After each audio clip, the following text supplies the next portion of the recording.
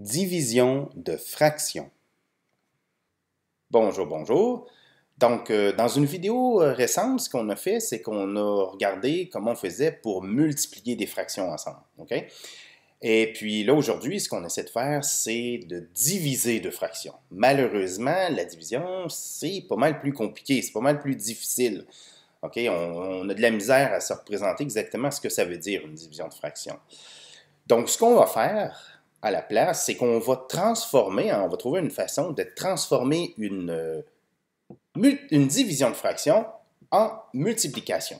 Donc, au lieu d'avoir une division de fraction, on va avoir une multiplication. Et comme on sait faire, il n'y aura plus de problème. Donc, bon visionnement. Dans une vidéo précédente, on a déjà regardé comment on faisait pour traiter la multiplication de deux fractions. Donc, ce qu'on faisait essentiellement, c'est qu'on multipliait les deux numérateurs ensemble et on multipliait les deux dénominateurs ensemble. Donc, ce que ça nous donnait ici, si on multiplie 2 septièmes par 5 sixièmes, ça nous donnait 2 fois 5 au numérateur et 7 fois 6 au dénominateur. Donc, on obtient 10 sur 42. Et on pouvait toujours simplifier la fraction. Donc, si on divise par 2 en haut et en bas, on obtenait 5 sur 21. Okay? Donc, ça, c'est comme ça qu'on multiplie une fraction. Comment ça marche avec les divisions? C'est beaucoup plus compliqué. Ben, pas tellement plus compliqué. En fait, si on essaie vraiment de le représenter, de l'illustrer, ça va être vraiment compliqué. Donc, le truc, c'est de montrer qu'on peut la transformer, transformer une division en une multiplication. Et puis là, on sait comment faire. Donc, par exemple, si j'ai 2 tiers divisé par 3 quarts, comment qu'on le traite? Bien, on peut se rappeler que le signe de division, c'est rien d'autre qu'un signe de fraction. Donc, moi, je vais représenter la division de ces deux fractions-là comme une grosse fraction. Donc, au numérateur, j'ai 2 sur 3 et au dénominateur, j'ai 3 sur 4. Et puis là, je vais utiliser des petits trucs là d'arithmétique. Donc, je vais commencer par multiplier le numérateur et le dénominateur par 4. Pourquoi je le fais? Bien, je le fais simplement parce que 4 sur 4, ça donne 1. Donc, c'est comme si j'ai absolument rien changé. Parce que si je faisais 2 tiers, cette première fraction fois 4 sur 4, c'est comme 1 sur 1, là, bien, ça ne change rien. Et puis là, je multiplie les numérateurs ensemble. C'est pour ça que j'ai 2 tiers fois 4 divisé par 3 quarts fois 4. Mais là, une fois que ça c'est fait, je peux simplifier. Parce que là, mes fractions, mon 4 ici, c'est aussi 4 sur 1. La fraction 4 sur 1, ça correspond au nombre 4. Donc là, je vais utiliser le fait que je fais la multiplication des numérateurs et dénominateurs, et je fais ça pour le dénominateur et le numérateur de ma grosse fraction. Donc, au numérateur, qu'est-ce qui se passe? Bien, j'ai 2 fois 4 au numérateur et 3 fois 1 au dénominateur. Bon, le 1, là, on s'entend que je vais le laisser tomber parce que 3 fois 1, ça fait 3. C'est pour ça qu'ici, j'ai 2 fois 4 sur 3. Bon, jusque-là, ça marche. Au dénominateur, qu'est-ce qui s'est passé? J'ai fait 3 fois 4 que j'ai divisé par 4 fois 1. Là, si j'ai 4 au numérateur et 4 au dénominateur, je peux simplement là, les faire disparaître. Donc, je vais me ramasser avec 3 sur 1. C'est tout, le but là, du fait que j'ai multiplié par 4, c'est simplement pour me débarrasser là, de ces dénominateurs 4-là. Donc là, mon numérateur de ma grosse fonction reste compliqué, mais le dénominateur, lui, est simple, c'est juste un 3. Donc, je vais utiliser le même truc pour me débarrasser du divisé sur 3 ici. Donc, je multiplie en haut et en bas par 3. Donc, je multiplie par 3, je divise par 3. Donc, je n'ai rien changé parce que 3 sur 3, ça donne 1. Et puis, quand on multiplie 1 par n'importe quoi, ben, ça donne ce même n'importe quoi. Mais là, comme vous le voyez, là, comme vous êtes familier avec mon truc, vous voyez que je peux me débarrasser du 3 ici. Donc, pour le numérateur de ma grosse fraction, je peux me débarrasser du 3. Donc, ça va donner ça comme ça. Ça va disparaître. Il va me rester uniquement le 2 fois 4.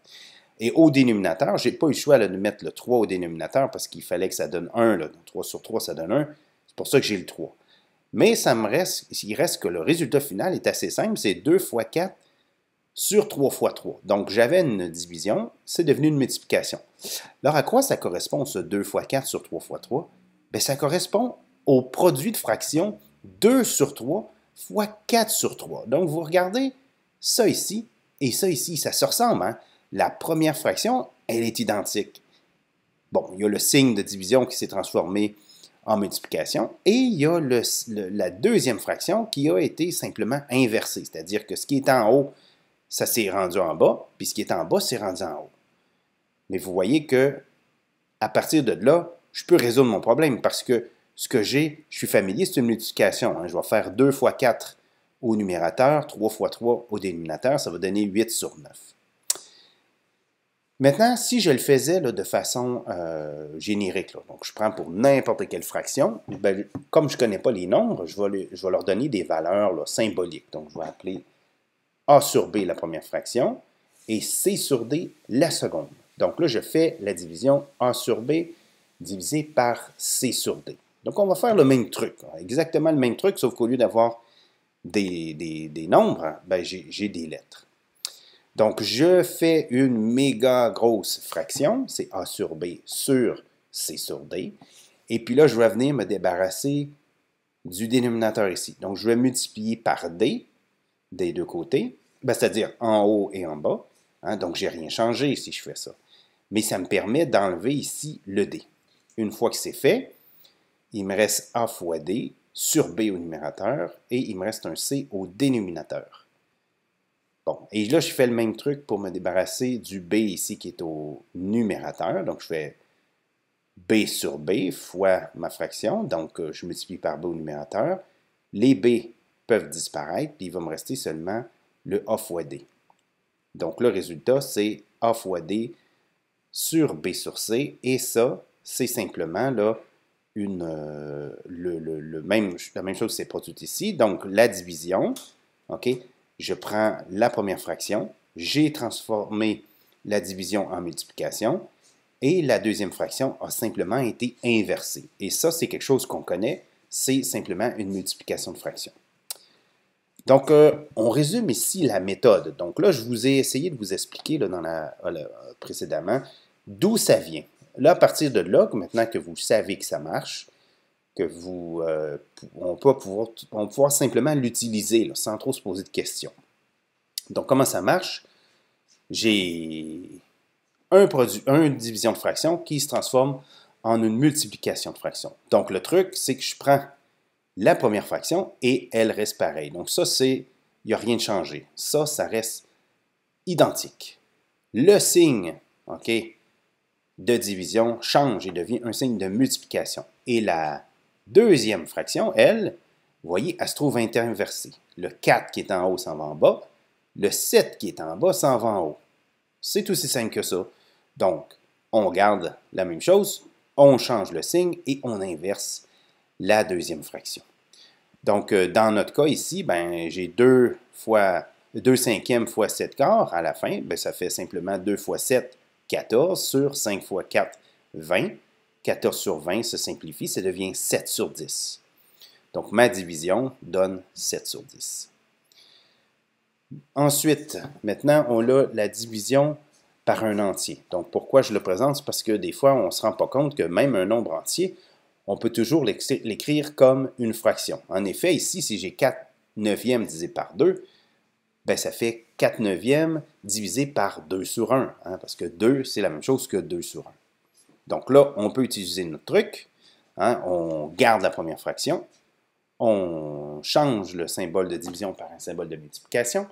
Et on inverse la deuxième fraction. Donc, ce qui était 2, ou 2 sur 1, est devenu 1 demi. Et là, à ce moment-là, ben là, ça reste une multiplication. On dit 4 fois 1, 4, 9 fois 2, 18. Donc, ça fait 4 sur 18 qui se simplifie, qui donne 2 sur 9. Si j'avais l'inverse, par exemple, je veux diviser 2 par 4 sur 9, ben c'est la même chose. 2, ça reste 2 sur 1. Donc, j'ai 2 sur 1 divisé en 4 sur 9. On garde la première fraction. Donc, ça devient 2 sur 1. Ça reste 2 sur 1, je veux dire. On change le symbole de division par un symbole de multiplication. Et on inverse la deuxième fraction. 4 sur 9 devient 9 sur 4. Là, on fait le produit. 2 fois 9, 18. Et 4 fois 1 fois 4, ça fait 4. Donc, j'ai 18 sur 4 qui est égal à 9 sur 2. C'est aussi simple que ça. Une autre chose que j'aimerais regarder avec vous, c'est l'avantage que donne en plus le fait de transformer une division en multiplication. Cet avantage-là tient à ce que vous connaissez, là, qui s'appelle la commutativité. Ça veut dire qu'on peut changer deux choses de place. Donc ici, par exemple, on sait que la division, elle n'est pas commutative. Si je fais 1 demi divisé par 1 quart, ça ne donne pas la même chose qu'un quart divisé par 1 demi. La preuve, c'est la suivante. Hein, je vais utiliser notre nouveau truc, là. 1 demi divisé par 1 quart, ça, c'est égal à 1 demi fois 4 sur 1. Hein, j'ai laissé la même fraction. La première, j'ai changé le symbole de division vers multiplication et j'ai inversé la deuxième fraction. Là, je multiplie les numérateurs et les dénominateurs ensemble, ça fait 4. 1 fois 4, c'est 4. Au numérateur, 2 fois 1 au dénominateur, ça fait 4 sur 2 égale 2. Donc la réponse, c'est 2.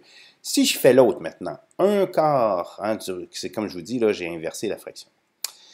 Si je fais l'autre maintenant, j'ai 1 quart divisé par 1 demi, ben je garde la première fraction, je change le symbole, j'inverse la seconde fraction. Donc ici, j'ai inversé la seconde fraction. Qu'est-ce que ça donne? Ben, ça donne 2 au numérateur, 4 au dénominateur, et si je simplifie, ça fait 1 demi. Visiblement, 2 et 1 demi, c'est pas la même chose. Donc, ce qui est marqué là, ici, c'est vrai. 1 demi divisé par 1 quart, ce n'est pas la même chose qu'un quart divisé par 1 demi. Par contre, le fait de pouvoir utiliser la multiplication, ça va nous permettre là, de déplacer les termes comme on veut. Donc ici, par exemple, j'ai une série, j'ai deux divisions en ligne. Donc 3 quarts divisé par 7 cinquièmes divisé par 5 quarts. Donc là, en principe, on doit faire les opérations de gauche à droite. Donc je commence par la première. 3 quarts divisé par 7 cinquièmes. Mon truc, je le transforme. Donc j'ai 3 quarts qui restent identiques, j'ai changé le symbole et j'ai inversé la deuxième fraction. Maintenant, je vais faire la même chose. Ce résultat-là, je le divise par celle-là. Donc, c'est une division. Je vais faire la même chose. Je garde la première fraction, donc le 3 quarts fois 5 septièmes, peu importe ce que ça donne. Okay? Et je change le symbole et j'inverse la fraction. Donc, le 5 est rendu en bas, le 4 est rendu en haut. Maintenant, j'ai juste des multiplications. Je peux multiplier les numérateurs ensemble. Hein? Donc, si je multiplie les numérateurs ensemble, 3 fois 5 fois 4, et les dénominateurs ensemble, 4 fois 7 fois 5. Et là, ce que la commutativité de la multiplication me permet de faire, c'est que je peux les changer de place. Donc là, ici, j'ai 3 fois 5 fois 4, mais j'ai changé au dénominateur les positions. Donc, mon 7 est rendu au début. Hein, j'ai le droit de les changer de place. Et j'ai le droit de mettre le 5 au milieu et le 4 au bout. De sorte que, regardez comment je les ai alignés. J'ai mis le 3 sur 7, j'ai le 5 sur 5 et j'ai le 4 sur 4. Ça se trouve à être rien d'autre qu'une multiplication de 3 fractions. Hein? Mais là, quand j'ai une fraction où j'ai le numérateur et le dénominateur qui est le même, bien ça donne 1. Donc 5 sur 5, ça donne 1. 4 sur 4, ça donne 1. 1 fois n'importe quoi, ça donne le même n'importe quoi. Donc tout ce qui me reste ici, bien, c'est 3 sur 7 fois 1 fois 1. Ça, c'est égal à 3 sur 7.